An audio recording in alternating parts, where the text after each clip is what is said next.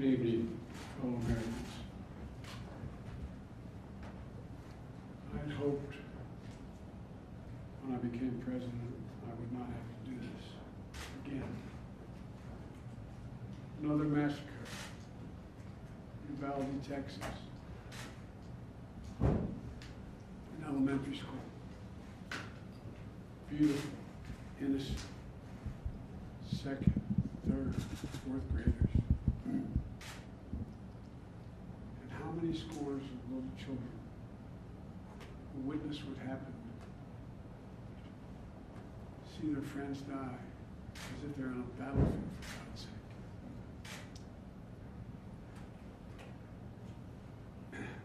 They'll live the rest of their lives. There's a lot we don't know yet. There's a lot we do know. Parents who will never see their child again, never have them jump in bed and cuddle with them. Parents who will never be the same.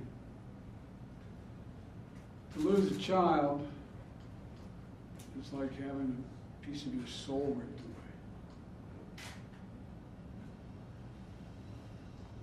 There's a hollowness in your chest. You feel like you're being sucked into it. Never going to be able to get out. Suffocating. It's never quite the same. It's a feeling shared by the siblings and the grandparents and the family members and the community that's left behind. Scripture says, Jill and I have talked about this in different contexts, in other contexts.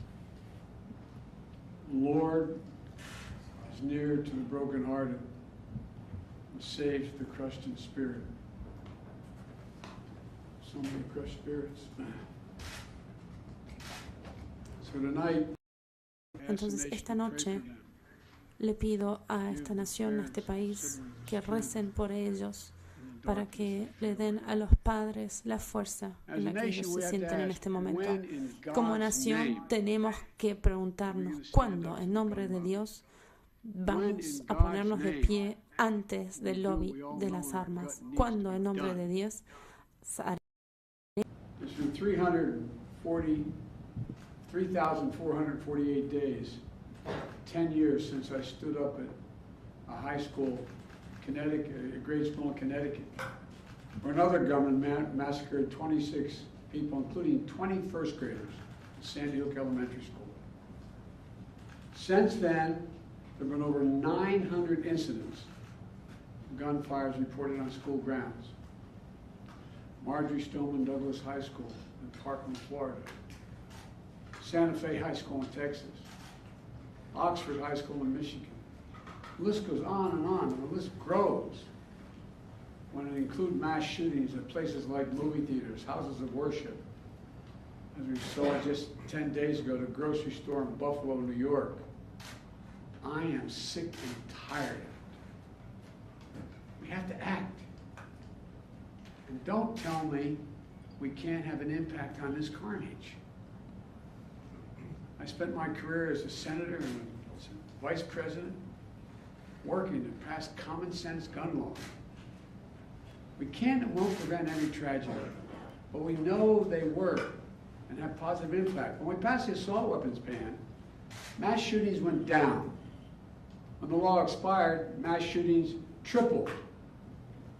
The idea that an 18-year-old kid can walk into a gun store and buy 2 assault weapons is just wrong. What in God's name do you need an assault weapon for except to kill someone? Deer aren't running through the forest with Kevlar vests on, for God's sake. It's just sick. And the gun manufacturers have spent 2 decades aggressively marketing assault weapons, which make them the most and largest profit. For God's sake, we have to be encouraged to stand up to the industry. Here's what else I know. Most Americans support common sense laws, common sense gun laws. I just got off a trip from Asia, meeting with Asian leaders. And I learned of this while I was on the aircraft. What struck me on that 17-hour flight, what struck me was these kinds of mass shootings rarely happen anywhere else in the world. Why? They have mental health problems.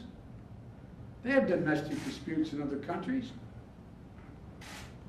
They have people who are lost. But these kinds of mass shootings never happen with the kind of frequency they happen in America. Why? Why are we willing to live with this carnage? Why do we keep letting this happen? Where in God's name is our backbone to have the courage to deal with it and stand up to the lobbies? It's a time to turn this pain into action for every parent, for every citizen in this country. We have to make it clear to every elected official in this country, it's time to act.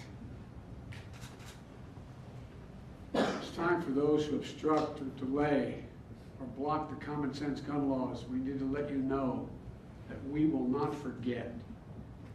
We can do so much more. We have to do more. Our prayer tonight for those parents lying in bed trying to figure out, will I be able to sleep again? What do I say to my other children?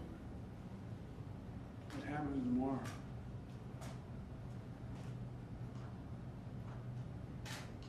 And God bless the loss of innocent life on this sad day. And may the Lord be near the brokenhearted and save those crushed in spirit, because they're going to need a lot of our prayers. God love you. Sir, Nicholas, plan to visit Texas. Mr. President, would you consider this Going to Texas, sir? act of domestic Sir, will you go to terrorism? Texas?